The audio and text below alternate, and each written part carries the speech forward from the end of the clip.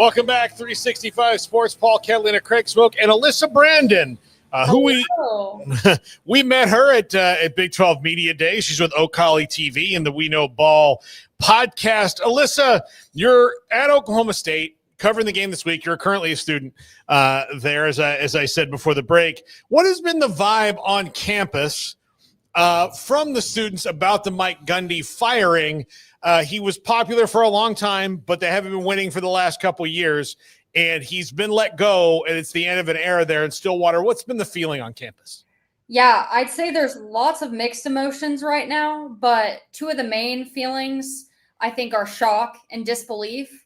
Obviously, we knew some of this was coming, but we didn't expect it to happen kind of on a Tuesday. And when the news dropped, I was actually doing my show right when the news dropped. My phone was blowing up, and I was like, guys, we gotta talk about this. We gotta get on it. But a lot of the student body, I think, is eager for the next era to be brought through. I mean, Mike Gundy has been here, and he's been a great coach, and there's no disrespect to his legacy, everything he's done for college football. But he was kind of behind the eight ball just a little bit on spending for NIL. And I think Oklahoma State's record last year and then their start to this year has kind of been evidence of that. In the last 2 years, he's kind of ramped up. But I think I talked to a lot of students that were like, look, we just want to get a young guy in here. We want to get a guy that has a bright and new vision for what he can do in this new era of the sport. And so, yeah, the real big shock there was just kind of the timing, in that he wasn't really led out to have this retirement tour or great last season where he could truly finish up like a lot of people thought he deserved to have. So that was kind of just the surprising part there, I think, for a lot of the students.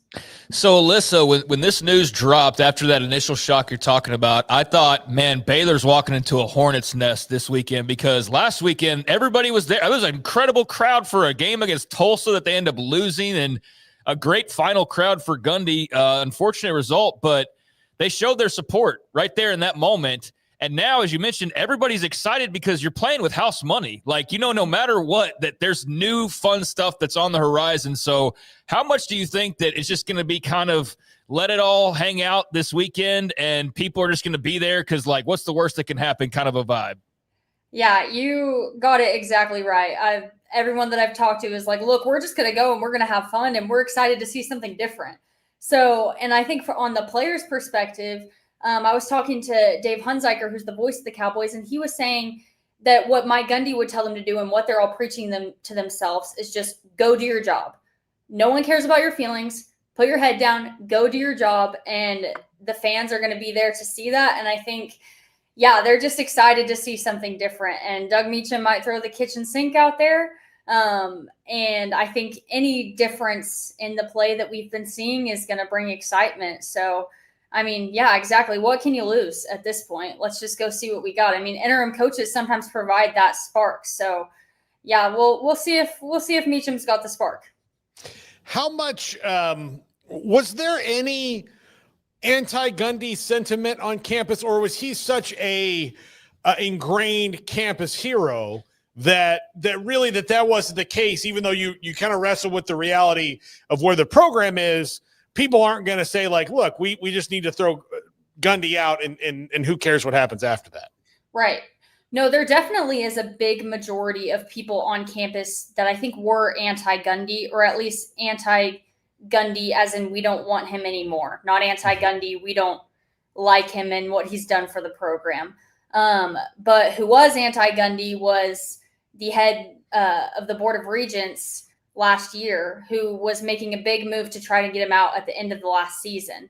And he made a really big push. They had lots of meetings behind closed doors, all these things, and it didn't work. But so there's been an anti-Gundy sentiment for a long time, and I think the fan base has picked up on that. And I think everyone knew it was only a matter of time. So there definitely is a little bit of that anti-Gundy feeling for sure.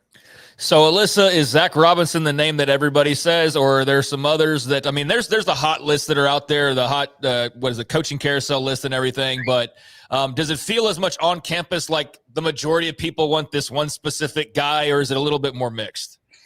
Yeah, I would say it's mixed. I would agree with you there that the heavy favorite is absolutely Zach Robinson. The only thing I've heard of just concerns there is like, what does the timeline look like with the NFL, and would he be able to translate his type of operation from the NFL to college football, being that he doesn't have any college football experience. So I think people are excited about his name because they think that he can bring a lot of big names with him, and he can bring the big players, the big recruits that Oklahoma State truly needs. But yeah, Zach Robinson's at the top of the list. Other than that, I've heard a lot of GJ Kinney from Texas State. I mean, he's had that great success there, and he has a sort of tie to Oklahoma State. He was quarterbacking at Tulsa, so he has like a regional tie there. And then just Alex Golesh, I think, is another name that people are hearing from South Florida. He was a GA under Gundy in 2008. So a big thing that Chad Weiberg has talked about, and he was asked about, is if having Oklahoma State ties is something that they're looking for, because that's something that they've historically hired people. They're looking for someone that's been in the program before. I mean, obviously we see that with Doug Meacham having been there. And he said that's not the only factor, but it's a factor. So I think whoever it's going to be a guy that has Oklahoma State ties. And yeah, right now Zach Robinson's at the top of the list, but we'll see where that goes. Alyssa, Chad Weiberg until Monday or Tuesday was working without a contract, and they were working on that. And the initial report from Pete Thamel that came on game day on Saturday said that the highest levels of the athletic department was going to be a top-down thing. Well, that only turned out to be half true, in that Chad Weiberg got his extension and then Mike Gundy gets fired.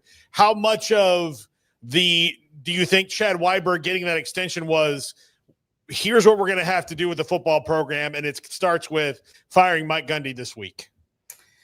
Yeah, I think it's been really interesting with the Chad Weiberg conversation, because he was asked about it in his press conference, and he said that his first kind of correction was, that's not what I'm here to talk about.